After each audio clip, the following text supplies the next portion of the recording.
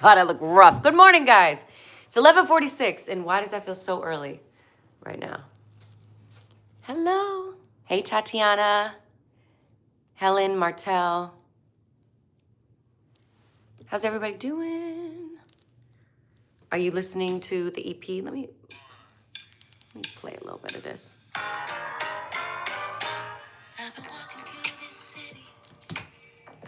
Oh, Kenneth, thank you. Edgar, yeah, definitely smoke some if you want before you listen to this. Travis, no, you didn't. Travis said he took work off today to enjoy the EP.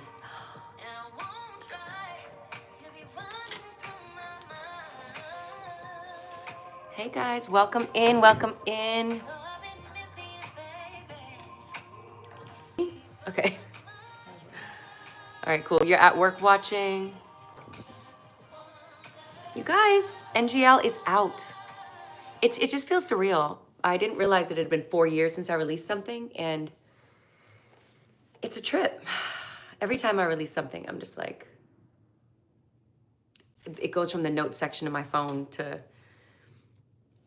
in your phones and however you listen through your speakers and into your lives, and it's just a crazy feeling. So I think it'll start to feel real once I'm performing these songs on the road and once I see you guys on tour. So that's where I'm at with it. Slay all day. Hi, I'm your youngest fan. Oh, how old are you? Oh, hi, Pumpkin. Joe, thanks for feeding us. You ate and shared your food. You know, I'm an only child, but I love to share. So I'm glad you guys are feeling it. Do you guys have a favorite song? Amardeep has been listening on repeat. Thank you. Oh, wait. I think UK, we might have a little something for you soon. I'm excited about that. Okay, how about this intro?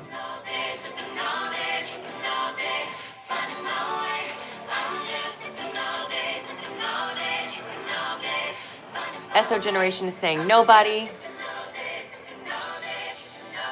Oh, someone's listening to the book.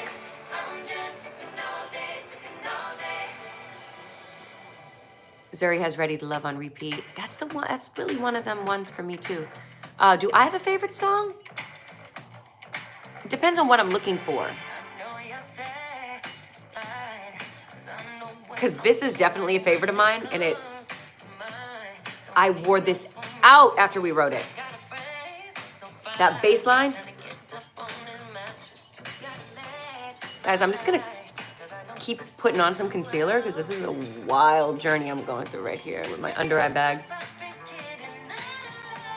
Like, I love this, but I'm quite partial to, the thing is, this is a really concise EP, so I'm gonna like every song on it because there's 7 songs on here, one little intro, and all 7 of them I really fuck with. That's why they're on there.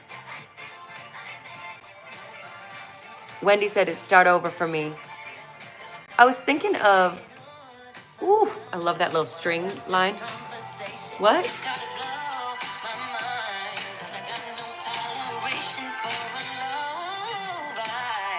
Oh, Miss Vanna said, what inspired you to really take it up 10 levels with the vocals for this album? You really took it there. So cohesive and sonically legendary. Thank you. That means so much to me. You know what inspired me was being on Broadway. These people are singing. And I just felt like I wasn't living up to my potential vocally. And I'm still exploring what that is.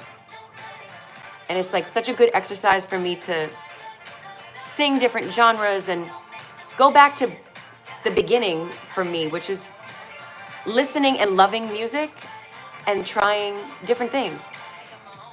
Other amazing vocalists who I'm friends with or,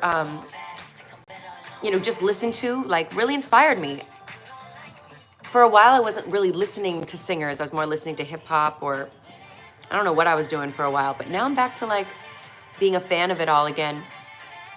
Being such good friends with Tori, Yeba, Jasmine, just listening again, loving it, and being like, what does my instrument do for a while, I just stopped playing, you know? I don't know if you guys can hear this line here, but oh shit, so I just changed it. But one of my favorite lines on Nobody, I don't know if like it even sounds like I'm saying this, but it's fuck out of here with those lines. You don't like me, boy, that's fine. What you gonna do for me? Scam likely, boy, stop lying. You know when you get a call, I don't know if this shows up in your phone, but it says scam likely, and I'm like, these men out here are really fucking scammers, okay? What you gonna do for me? Scam likely, fuck out of here. So that's the energy that I was at. With Nobody, we rewrote, actually, I wrote it with Lil Eddie as Nobody Deserves Me. Like that was the energy that I came into the session with, but not like nobody deserves me because I'm the best thing in the world, but like, you know what? I'm just kind of unfuckwittable right now. I just can't even. And then Randy Jackson, my co-manager, yes, that one. It's gonna be a no for me, dog.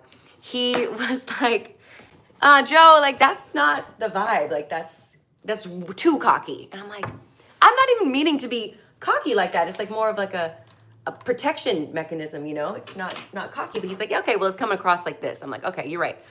So then I'm at the Blue Lagoon by myself, because you know I love a solo trip. And yes, DJ Dairy Queen. And so I'm in Iceland at the Blue Lagoon, and I'm like in the water, in this blue water by myself, and I'm rewriting the lyrics. And I'm like, it should just be, nope, who's gonna love me like me? Nobody. So I rewrote all the lyrics and then came up with that end part. And, well, not all the lyrics, because we kept the verses pretty much the same, but I explored a lot of different things. In the some throwaway lyrics that I didn't end up going with was like, I refuse to waste any more precious time on a man who can't get right. When they ask nobody. We just played with so many different things, so many different iterations, and it was Randy that really inspired me to like turn over every stone. So anyway, that's a BTS of that. And then Ready to Love. Mackenzie said, I got a little bit of old Joanna mixtape vibes a little bit on this EP, which I love. Was that on purpose? I love that you're feeling that and hearing that, because the purpose was actually to try to do things that were like a blend of being like concise and more hook driven, but also a little bit experimental, because I am. And I don't like regular shit. I don't even know what regular shit is anymore. Like, what's going on in pop music is so fire right now. I really think it is a golden age of pop music. What Sabrina's doing, what Chapel is doing, it's dope. Like, and genres matter so much less than they ever did, especially when I first came out. So I just wanted to like have a solid, concise body of work. Tyler said, is that what they mean? Yeah, what do you mean? Like, when you say old Joanna mixtape vibe, what do you mean? I'd love to know, because for me, that energy was just more free. So I think you're probably hearing that I felt more free, because this is my first independent release, meaning like I released my re-recorded versions of my first 2 albums on Clover. But this is the first original stuff that's just fully me and my team being like, this is good, let's just put it out. And not taking it too seriously. Make sure we don't do nothing crazy, baby.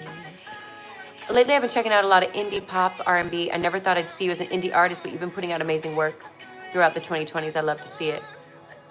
I guess, I've always had an independent spirit. I just happened to get into the industry really young. And I think it's a good time to just to be who you are. The music feels free, liberating, and independent. Good. That's what I want it to feel like. I wasn't making music for the radio, and because, that's not the only way people are listening. And I just couldn't have that be the marker anymore.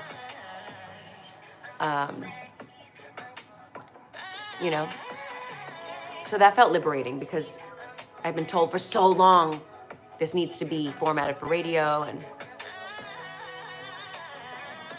what the fuck? Like, it's not like I was getting played on the radio with this shit that I was making. I'm like, why am I doing this? Why am I subscribing to this? What made you choose to put Porcelain on the EP twice? Because we put out the reimagined version, and that's an important song in my journey as far as the lyrics of it and everything. And since it was something that was getting a nice response, I was like, let's put it back on the end as well. Shaking ass and healing. That's right, Serena. Thank you, Alex. Wait, what are you guys asking? Curious, does this EP possibly have an extended version with 1 or 2 extra tracks in the future? Never say never. Oh no. Who's coming to see me on tour, and where are you coming? I'm leaving. The first date is February 22nd, Nashville. And then we just added 7 more dates, so we end in Miami April 10th, I think. April 10th, yeah. And it just feels good to have new music out into the universe. It actually, woo! I'm still like holding it a little tightly, but it's out now. So it's cool that I can just not have to go through the note section of my phone. Let me show you how I keep it typically. So the reason why I do it in the note section of my phone is because if you're just listening to MP3s on, like in a chat, it'll cut off. But this is how I do it here. I have all my mixes here, various versions of it, and it doesn't just flow from one thing to the next. So it's just nice to finally have it in the DSPs.